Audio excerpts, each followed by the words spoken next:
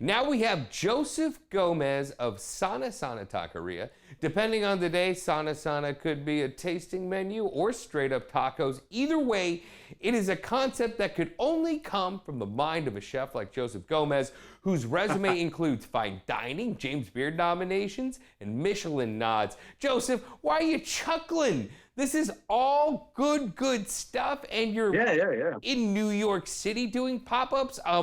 Can we just kind of get into how we got here? Because when I first experienced your food, you were cooking up at a little taco trailer, Con Todo.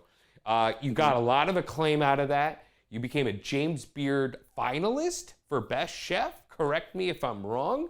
A lot of great hype. Then you ended up closing Con Todo, and now you've been on this pop-up tear. So what's going on? What is popping with you, sir?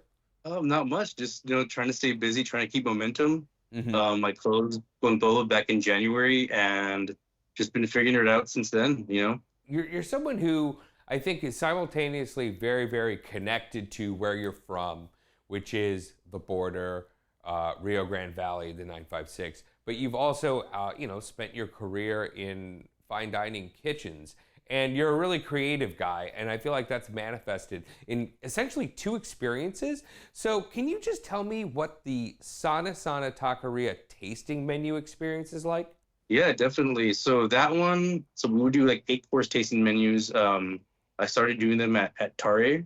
Mm-hmm. They went pretty well. We did it the last 2 weeks, I think, of March Mm-hmm. of this year, and they sold out. And then Chef Michael was like, open up April dates. And I was like, I don't know if it'll sell enough. Mm-hmm. And sure enough, it did. I was surprised that it sold out all month pretty quickly. So they were good. They were fun. It was a good way to connect with people. It was very intimate. We'd only do like 8 seats and 2 turns a day. So each dish had a story to go with each dish. So I was able to, talk with guests, tell them different stories about the valley, about the food, and just my connection to it, or even other people's connections to it. And it was pretty great.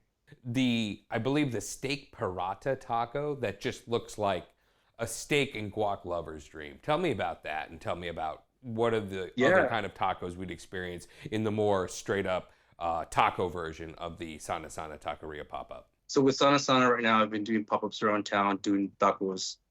Mainly been featuring just like hyper-regional tacos from the Rio Grande Valley, and Okay. kind of some influences from different areas as well.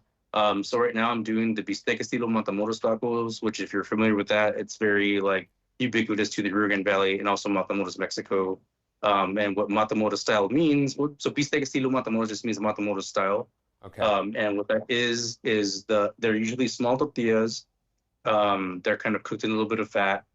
And it has bistec, which is traditionally chuck roll, and we top it off with cilantro, onions, and what makes it estilo Matamoros is the queso fresco on top, and a good Yeah. amount of it, and a Yeah. slice of avocado, and some grilled onions on the side. And then the pirata, Mm-hmm. so they're on a large mesquite flour tortilla that we make in-house. It has refried beans from my frijoles a la charra. They're super flavorful. It has queso, and we also have the beef in there. So we'll use like 44 Farms beef, or this Wagyu X beef. It's super tasty, but it's basically like a burrito. And then we serve it with salsa on the side. It's super tasty. You're committed to using really high-end ingredients, right? I mean, like using stuff like 44 Farms. That's, some of the beef that some of the top restaurants in the state use, right? Yeah, I'm not trying to like elevate a taco or anything like that, because I don't think Mexican food needs to be elevated. I Mm. think it's always been there. I just don't think people necessarily know or knew about it, or if they do know about it, they have this perception that maybe Mexican food is cheap.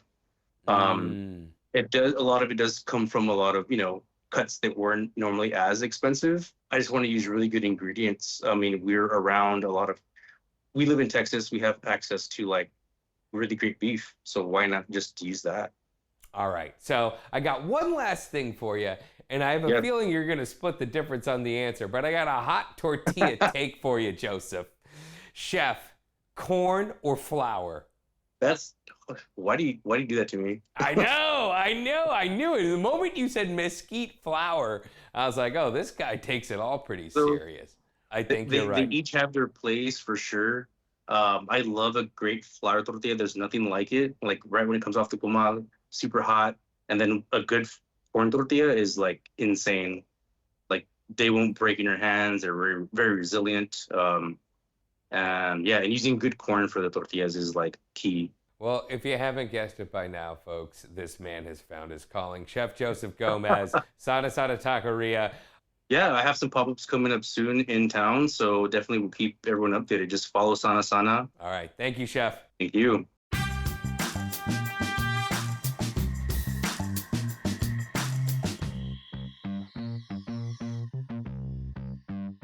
If you like watching these Best Eats Austin clips, you can see a whole lot more by downloading the KXAN Plus app for your smart TV, Roku, or Fire Stick. Go check it out and see all of our Best Eats Austin episodes and a whole lot more.